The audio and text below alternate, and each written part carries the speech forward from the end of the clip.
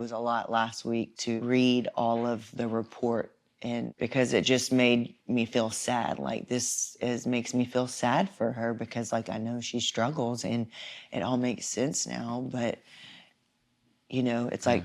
But it's like now we understand. Now we understand, but it's still and have the tools now to fix it. Or not fix it, but, like, give her the best chance at... Yeah. You doing that all by yourself? Mm-hmm. I need soda. I'll put my shoe on. I'll put my shoe on. The shoe fits me. Riley, why is Riley wearing it? Because my shoe. Does nobody understand the process? Huh? Can you get it out? What is she doing? I'm doing braids. You're doing braiding the side. This one is hair. You're getting pretty good at that, Big. She put this weird bun in on this side and then left her hair down. And then I said pretty and Olivia said ugly. I'm like Olivia's with me. But seriously, it did look ugly. The bun? No, it was not just a bun. It was something else. So it's Thursday morning, and I have like 2 days to try to get everything squared away before I leave for Las Vegas. Me and Danielle have to go up to the school for a little bit today for just like a meeting with the teachers and like just a catch up of everything that's going on with the girls. One girl in particular, and we're trying to be, and I'm sorry guys, like we're still trying to like navigate this, and this is like so just real and raw with us right now. And so, but we're also at the same time trying to protect and keep the girls' like privacy. Just we don't want them to be like embarrassed or anything like that. So we're trying to keep this as general as possible. We're not gonna name a specific name. Thank you for just like giving that to us. We're gonna try to share as much with this as we can. Later tonight we'll probably have like a little sit down, and Danielle will kind of just download you guys on this appointment that we're having today. It's kind of scary, kind of like relieved that I think we have some answers just based off of some paperwork we've already had to look through. And this meeting is just kind of go over that, update us, and make sure that we're informed of everything and no procedures moving forward. And we're going to take you along with that. We share a lot of fun stuff on our channel, but you know, this is one of those things that's, you know, just like real parenting stuff, and we're still trying to navigate it and figure things out. We're trying to be better stewards of our audience and share all that as well, because I know there's got to be other parents out there that have gone through this, gone down this road, and you know, we'll walk it with you. So Danielle's in there doing hair with the other girls in bed. Hazel, mommy did your hair? Yeah, she didn't do buns because she thinks that they're gonna fall out. Probably so. And something else. Gotta put it in park. Alright, what's wrong with your hair? There's a piece sticking in it. Where's your ponytail? What'd you do? I didn't do anything. I have one. You had to do something. Olivia cut her hair. No, I didn't. Cut your hair? No, I didn't. Ava, that has been there. Is that why it's not going in a ponytail, you see? No, it's been like that. But last night, Olivia, in the shower, Olivia... I did not cut my hair. Those are tweezers. Yeah, and I pulled your hair out. No, wait, that's pulling. No, I did not pull my hair out. That was Hazel's hair. You pulled Hazel's hair out? No, there was hair on the shower. There was hair in the shower, and it was orange. It was so orange. I could put it in my hair, so I took it out, and then she said, "Oh, how come Hazel was in the bathtub? How come Hazel was in the bathtub? She was in the shower, but then she went in the bathtub." There you go. Now let's go to school. Now the is sitting. All right, buckle up. Gus is sitting perfectly. Hair mishap. All right, y'all have a good day. Bye. Love you. Love you. Love you. Love you. Love you. Yeah.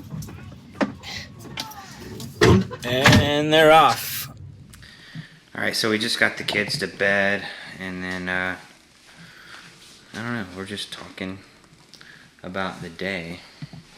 I figured I'd just turn the camera on. So this morning I kind of alluded to just a little an appointment that we had up at the school, and I don't know, it's just like one of those things. Danielle opened up a little bit about it on her Instagram story this morning, and she just asked if y'all would like to hear more, and she got a pretty big response, people saying yes. So I don't know, this is just one of those like real conversations parents of quintuplets, so figured we'd just bring you guys along. All right. I think that Your heart, just what was on your mind after the meeting, what the I don't know, teachers and stuff. So it's really not something like we really talk much about, but I know within filming this past season, we've kind of touched some points on it here and there, and it's still kind of like a tough topic to talk about, just because you don't know really what you want to say about someone's struggles of our children, and then just what their response is around that, how it will affect them, blah, blah, blah, blah. So, sorry.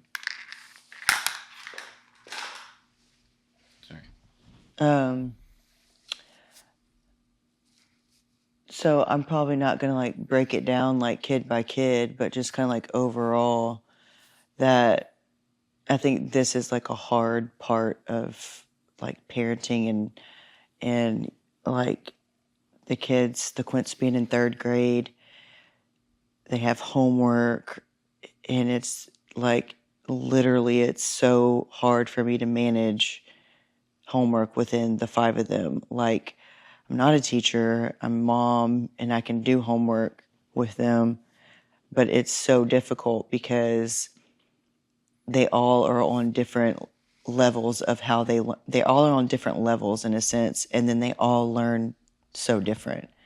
So we've been faced with that, and I think ever since really 1st grade, when they started public school, they, I had them all like tested across the board just for everything because they were COVID kindergarten. I didn't know if we should have held them back for kindergarten to repeat that. It started 1st grade, and it was just kind of that. There's going to be a lot of kids, that are having to catch up once they get in routine and know the new procedures and like how everything works. Like they should catch up and whatever. So 1st grade was really hard, and I think for them just that huge adjustment and across the board. But 2nd grade was so much easier, and then slowly kind of just defining or just seeing that they really do. Some thrive in certain subjects and some struggle, and some are just kind of lost, and some of them just don't really, it's like they enjoy school more so for like the social side of it, but not as far as like the education or learning. They're intrigued with like activities with school and like projects and stuff, but as far as like intaking and learning these tools and skills and methods and even when it comes to reading and math and actually obtaining the knowledge, not just doing the work in that moment. So we've had, at this point, we're now with 2 girls that are just have shown signs of struggling the most, and one of them already has been getting like extra resources and assistance, and she's shown tremendous improvement through that. But today we had another, like they call it like an ARD meeting. I don't know what ARD stands for, but basically like special needs and like resources, and they go over like the assessment that they do of taking of your children, and you go and sit down and they go over all the things. And so about last week I got like the full report of like, which I'd already experienced this because I did a report like 2 years ago when we started that with one of them. And so I was familiar with what the process was. So within that, like I've already seen like real big growth with the one who's been in with it since first grade. And now this is kind of new for one of them. And it's just zero desire of like trying and learning and whatnot. And so it was hard to kind of read the struggles that they were, or the diagnosis, or I don't know if you say diagnosis or whatnot, but specifically, like one of them struggles is like dyslexia. And so like that could be like a life struggle, like the rest of your life. Like there's adults that still have dyslexia and stuff. And so that's just one instance of like something that I think people can relate to. But as far as this mom, me, of quintuplets, and, you know, having homework come home, and just, it's a struggle for a mom to understand how are they being taught in school. Because, I mean, if you take math, we learned math completely different than how they teach it these days. Yeah. And can I get the answer? Sure. But when they have to show their work or what this is or what this means, like, I'm like, I don't know what that means. Let me look at your work in third grade and figure out what you're doing, you know? So it's been hard trying to understand what does this child need and what is her learning within this piece of homework or this equation or this reading or this assignment. And I don't know that how each of them are being taught. Yes, there's the overall teaching of the class, but if they need help, how are they teaching them differently? And if they are getting resources and assistance, what is specifically being taught for this one child? And it's different for us because we have 5, and it's like, okay, this child is getting this. Well, this one is okay with what she's doing, but then she struggles in this, and so she gets assistance in this. And so that one, she's fine, but she can use her tools, and then the others are fine. Like, they can just do it. So we do utilize, like, the other girls to be like, what does this mean? Like, how does this, like, how do you do this? Like, what is this standard notation? And, like, what are all, like, I'm just trying to think of things. But, so I get stressed out because I'm like, I don't know how to help them in the moment of doing homework. And are they even of this level to learn this homework if they're behind and all that? So the meeting today was just to go over like all the things that this child struggles with, and dyslexia was one of them, and how the district will, now that she's approved for these extra resources, that they can now start giving her the tools to, you know, grow and help herself. And so it's hard because, like, it makes sense that, like, you know, she doesn't really like school. It's like school in a sense of academically growing, I guess. There's no desire to grow, but a lot of it is because she struggles. She's struggling, and so she just doesn't like it. She's struggling, so she doesn't like it, so it makes sense, you know? And so I mean, it's hard to take it as a parent because it's like one of those things that, like, you know, if your kid can't ride the bike or whatever, you continue to work with them. And like this thing, it's like now I'm at the phase where it's like, what is it how am I supposed to help her as mom and dad? And, you know, at school they do it, but how am I supposed to know these tools in a sense now to help her along with the other 4 that have possibly completely different tools?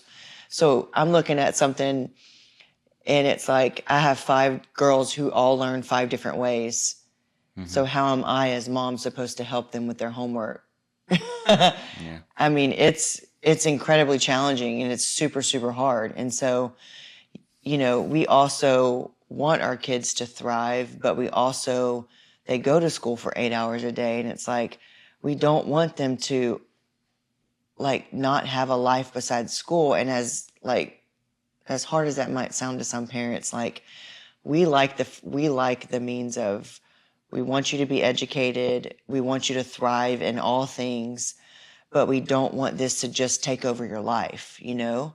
And I want you to have social skills. I want you to have interest in sports or music or whatever your talents are, you know? And so I want them to just like find what feeds them, just like myself and just like you know, it's like where your gifts are. And, you know, they might not know that yet and whatnot, but I don't want academics and them go to school 8 hours to then every day they need tutoring to then help with this. It's like, that's exhausting. Like, what kid wants to do that? And, you know, summer comes around, I think we'll look at things, keeping them on pace and tutoring and like things like that. But it's hard to bring them home from school after 8 hours to then want to sit down and do things with them that their minds are exhausted, you know? And so it's just a balance it just makes it really hard to, you know, and then after they've been at school all day to like want to sit down with them, because then they're just like, they're not having it. Like, they want to be kids. They want to, and I want that for them too, you know? And so we break it up and it's like, okay, let's do this math. You know, they have a week to turn in homework. And so let's work on math, and then like the reading separate and like their worksheets or whatnot. And I don't know. What I kind of voiced today on social media was just like, I feel like this is when they were younger, and yes, it was extremely hard, extremely challenging. You're exhausted. You don't know what you're doing. You just figure it out. And it's our life. We overcome those phases, and it's a new phase of that same type of level. But what's different now is that they're little kids now, and they are in 3rd grade, and they have to learn skills because they're skills that they're going to need the rest of their life, like reading and like comprehension and math. And I mean, there's so much, right? And so it's something that I just can't do for them. And I think that's the hard part, is that I can't just fix this. We have to find a way to help them understand it in a way that makes sense to them. Yeah. And that's hard, like, because it's not the same, because this isn't just for the Quints. This is for this one child. And this situation is for this second child. And this other equation process and whatever is for this other third child. So that's just overwhelming to say, I want what's best for each child. And it's overwhelming for me to be in control of that, because I can't just say, this is how I do it, and this is how you're being taught at school, because each one of them are getting possibly assisted differently. And I don't know. I don't know how I'm supposed to keep up with that. And then, you know, you get like the mom side of it, and I'm speaking this because I'm speaking, but like mom side's like this whole guilt side of like, you're not doing enough, and what more should you be doing? And then I'm failing them, and like, I don't have enough time, and I don't do this enough, and did I not? I mean, it takes me back to the NICU days when we had to visit each of them in the NICU, you know? It's like, well, you got to feed this baby today, and then it cut time with you doing something with the other kid that day, but you got to feed her for the first time, and then it took away from the other one, and it's like this whole level of like the overwhelmingness of time and sharing. And I think, you know, the ones that can accomplish their homework still want the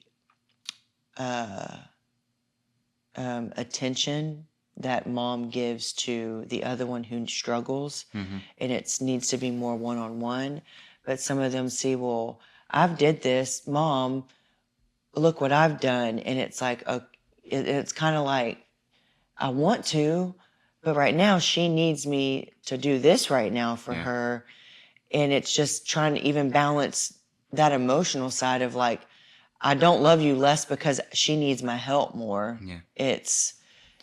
And also, there's also, just with them being quintuplets, it's just the natural, because they're little kids. They don't Yeah. they don't understand like emotions and how certain things that they may say make each other quite feel like.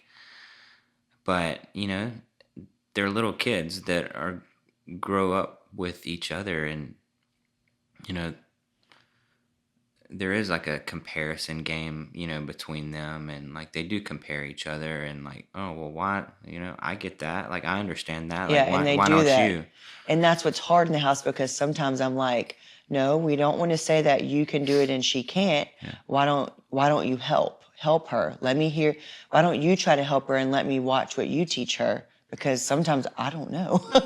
Yeah. As crazy as that sounds, like I don't know what this third grade math thing is, But so it was just kind of one of those things that like I know there are parents out there that their children have learning struggles and whatnot. And it's just one of those things that like, Blayke, our oldest, like kind of just thrives in academics and has never had Yeah.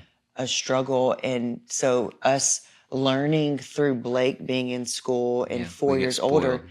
has not really taught us much about how to teach or help a student, your daughters, with their schooling because she's a banner Gifted. roll, honor roll Yeah. student, mostly banner roll student in all honors classes. And she is one who kind of like just, it comes easier to her. And so it didn't really teach me anything like how to help because she's never really, still this Struggled. day, she doesn't even really have homework. But so it's just a new phase I think we're in third grade. It's like from second grade to third grade, it's just a big learning jump. And this is the year that like all the standardized testing in Texas and the STAR test and all those things make like start. And, that's a whole nother level of like Just pressure.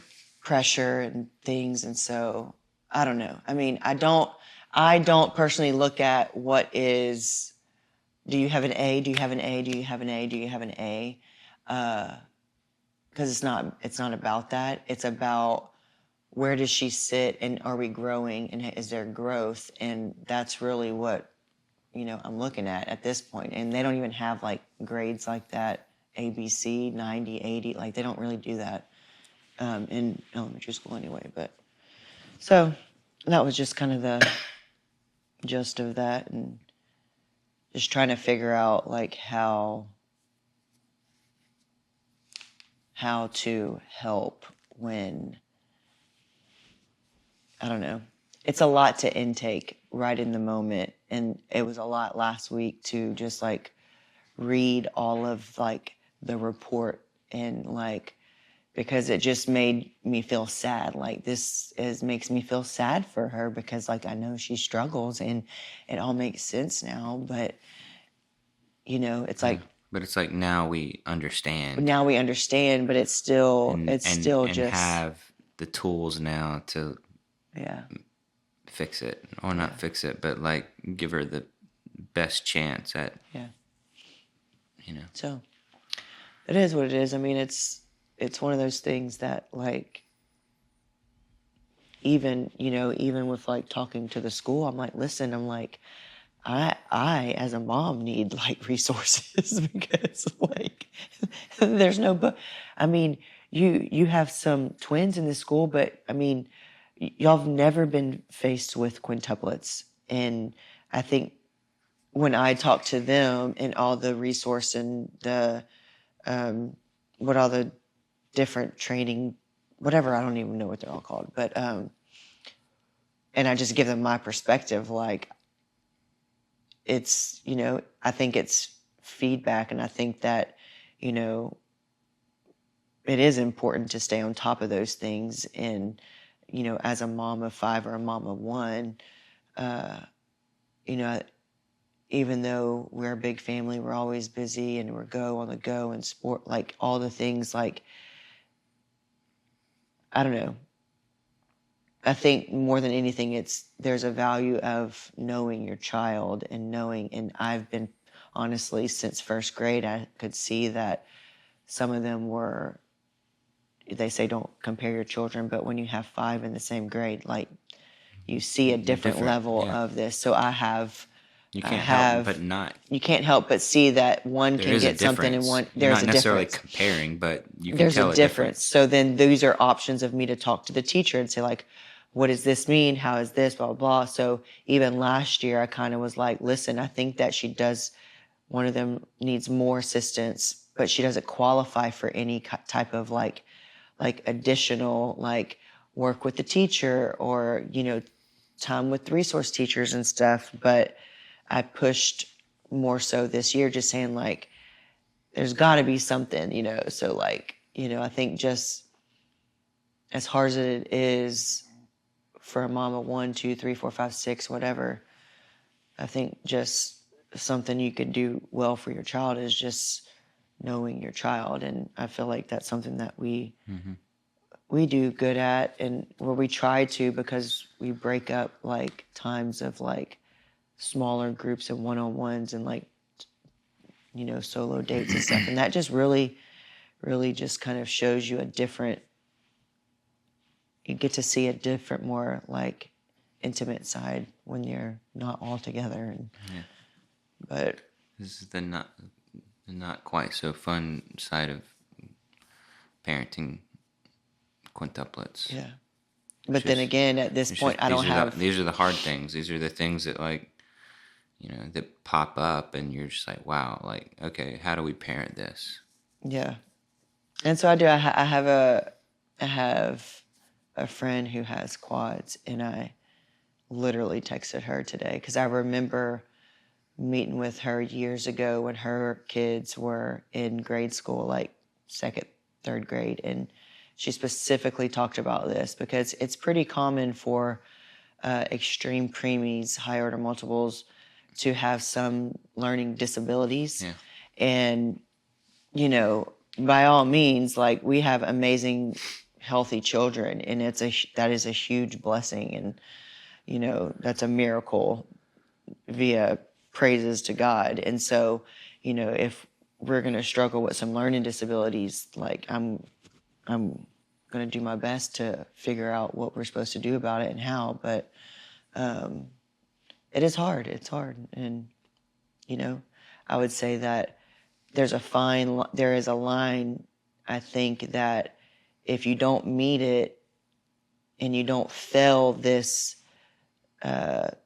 test to assess your children for assistance, then you need to be aware of that, because if you think that they need more help, you need to push for it. And you need to advocate, and you need to be communicating with the teachers, but you have to be aware of that, and you have to be present to know those things, And maybe that's something that we're more visible in seeing what is different, because we see so much differentness every single day because we have 5. And whether it's emotions or academics or like skills, whatever, we see it a round of things every single day. And so it's easy for us to kind of like notice whenever there's something, notice when something is not different. Quite right. Yeah. Or when something doesn't make sense. Why doesn't it make sense? And does it not make sense to somebody else? And I mean, it's something else. Yeah. But I don't know. I mean, I don't have any advice or answers. I think my advice is just trying to know your child and student, and being, doesn't mean you have to be room mom or whatever, but I just think being a present parent with talking with the teachers is going to be your best start with stuff. But I don't know. It's a hard step, and especially when you have quintuplets, because some might thrive and some might not, and then, that's a whole nother round of it. But emotions are not because I'm sad for my child, like upset. It's not anything to do with that. It's just an emotion of almost like it makes sense now, and it's almost like a relief, like tears are like, or is thank you, like, because this makes sense now, and now there's like a reason And we know for how to it, help her. and we can find help. Like now she can have help to help her with these struggles, but it's just also sad to me as the mom because I'm like, how do I do this? And how do I help? And those are the things that I think as a mom we just can't get those feelings away. And I'm not a worrier, and just don't worry about a lot of things. But this has been a different type of struggle because it's not something that I can just like repair and fix and it's better tomorrow. And This is like it's kind of like when it came to Hazel's nystagmus and vision and stuff, it's like this isn't something that we can change for her, and but that's okay. And we give our struggles and our praises all to the same God, and leave our faith in the mix and hope for guidance and pray for guidance and discernment and people to come in our life to help, and just I don't know, it's just always tomorrow, and my hope is there. Yeah. So. On another note, Bo has had also some training because he decides to be a little jerk every once in a while. Even though this is what he does 95% of his days is be the laziest dog ever. But he started to get some aggressive tendencies, so he had to have a dog trainer come over this week. And I would say this week he's made some changes for sure. Mm-hmm. Like I think everybody who's been coming to the house has noticed. Yeah. And so he's having to lose some of his stubborn aggressiveness. He's back on track. Back on track. And he's 5 years old. Crystal's like, how can you train a dog that's 5? He's already set in his ways. I'm like, we're going to knock it out because we can't be having this. Huh, Bozy? Anyways, time for bath time. What is this? Peace out.